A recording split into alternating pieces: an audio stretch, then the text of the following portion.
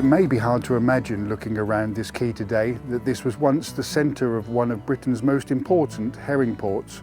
At its peak, almost 1,000 boats would have navigated these waters, delivering millions of tons of herring to eager buyers. Amongst the fishermen, costers, custom inspectors and fisher girls would have been the basket makers.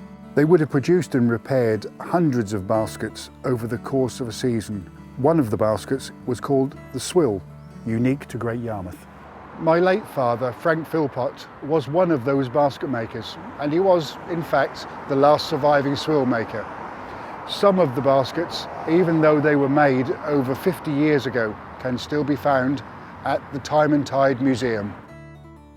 The swill baskets were used by the Yarmouth fishermen to carry herring from the boats. The quay is surrounded by narrow alleyways called rows, and the basket's unique shape and size allowed two people, if each carrying one, to pass the other without restriction.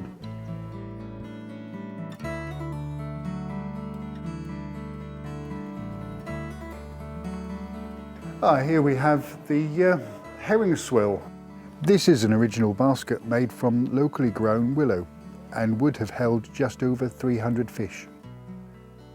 That circular basket is a quarter crown. They were always made to a specific size for the height and across the top and of course the base, and that held around about 250 fish.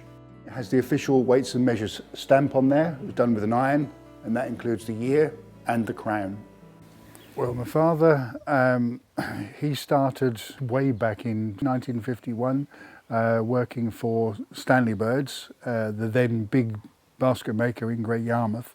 There were over 25 basket makers done on an industrial scale at that time.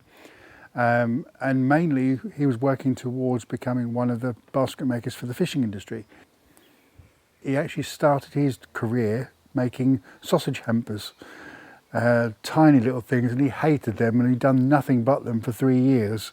That was his apprenticeship into the world of basket making. It was an absolutely dreadful place to work. Rats running everywhere, and it was cold, it was wet.